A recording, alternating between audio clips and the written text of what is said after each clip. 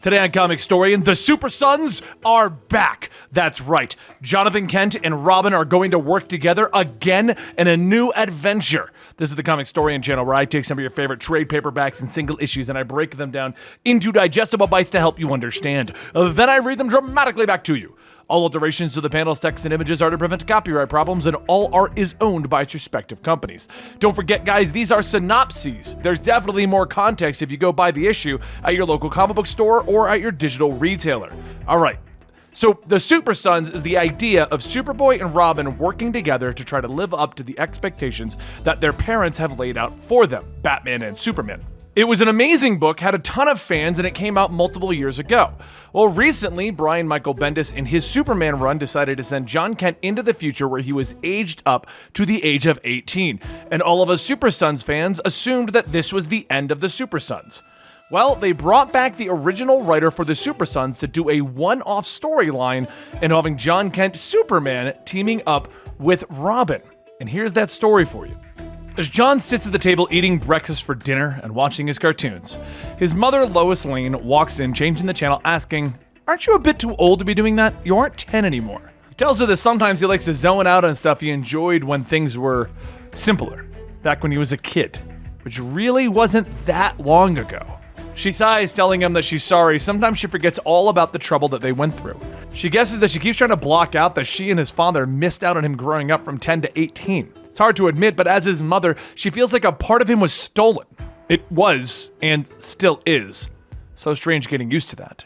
She can't even imagine what it's like for him. Lois then changes the channel back, telling John that he's absolutely right. Once in a while, it's better to zone out and let the little kid inside play.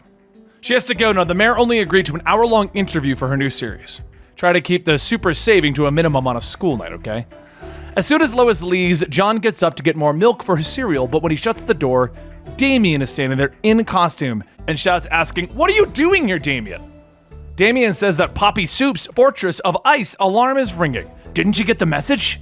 John tells him no, he didn't get anything, and if he did, the fortress crystal in his parents' room would be glowing red like it is now. "How did you know?"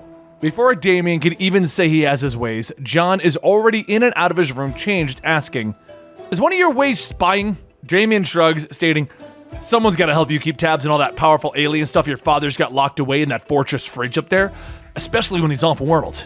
The two climb to the roof and John looks out at a giant mech suit, asking what is it. And Damian informs him that it's the Hellbat suit, the suit that his father used to save him from the planet of Apocalypse. How else was he going to fly here as well as get to the fortress? John asks, "Did you steal the suit?" "I have every intention of bringing it back. The operative word here is that I borrowed, my super-duper friend, not stolen." Once the two take off, John says that they have a bit of time before they hit the Arctic. What's been going on? So Damian informs him of his little adventure with the League of Lazarus tournament to prove who is the best fighter in the world. But at this time, it hasn't started yet. He does think that Connor Hawke's going to be a tough competition, though. John asks if he told his dad, and Damian tells him, "I haven't talked to him in a long time." "Yeah, I miss being able to talk to my dad on a regular basis, too. What about you?" Damian pauses for a moment and tells him, "I do too, but I'll deny ever saying that." A short while later, the two arrive, finding part of the fortress destroyed, but they quickly find the reasoning. John picks up a small cube, telling him that it explains it. A while back, he had a little time machine science experiment that he was trying to show his science teacher. He came up here to see if he could add some special pieces to give it a wow factor, but it turned out to not be such a great idea. He and his dad were teleported to an island that was lost in time, where dinosaurs and soldiers from World War II were trapped fighting for their lives. But seeing how things are now, it looks like something came through the temporal cube and has wreaked havoc here. At that moment, there's a growl as a small winged creature scurries about. Damian takes out a trank gun. "All right, we'll be in and out before." But John crushes the dart, asking, "What are you doing? The creature's scared. We can catch this thing without sticking needles into it, Damian." The creature jumps up, latching onto Damian's head as he runs off screaming, "Get it off!" John flies up to try and help, but the three end up crashing into a wall, and by the time that John and Damian get their bearings, the creature has already taken off. John asks, "Is it me or is that thing getting bigger with each passing second?" And Damian tells him that he isn't sure. He was too busy trying to keep his head attached to notice. Well, if the thing is growing, we have to find it. Suddenly there's a roar from down below, and Damian asks what is breakable on the lower levels. And John informs him, the alien zoo. Damian asks, "The what?" John tells him the alien zoo. His dad keeps animals from other worlds on the verge of extinction, all here in the interplanetary habitats that they've grown accustomed to.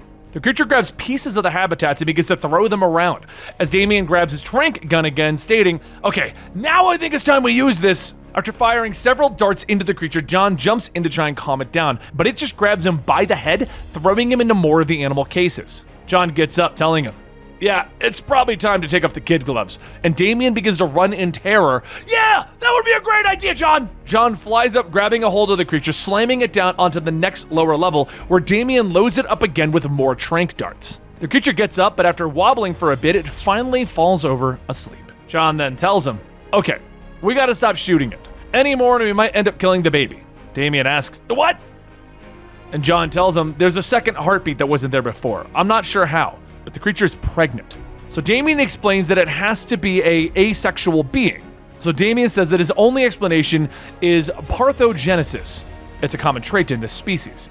Maybe it hit the fertile stage of its development as it grew. But then there's another rumble that shakes the fortress, and John yells as something else is coming through the cube. Upstairs, a group of Nazis begin to pour out, and Damien tells him, "Oh, this is going to be fun. Ready to send them back where they came from?" And John tells him absolutely. The two of them arrive in two battle suits, the Hellbat and a Superboy Superman robot suit. And the soldiers begin to try and defend themselves from the giant mechs that the Supersons are piloting. But quickly, they are taken care of. Damien laughs, "Maybe if we're lucky enough, a T-Rex or a Velociraptor will come out of the thing next." After throwing the last of the soldiers in, there's a sudden cry, and Damien asks if it's what he thinks it is. It took as long as it did to fight those guys for the creature to give birth. The creature growls, and John extends his hand, telling it, "We have to bring you home. There's nothing to worry about. We're here to help you." After a few moments, the creature reaches out to take John's hand, and John walks it through the portal.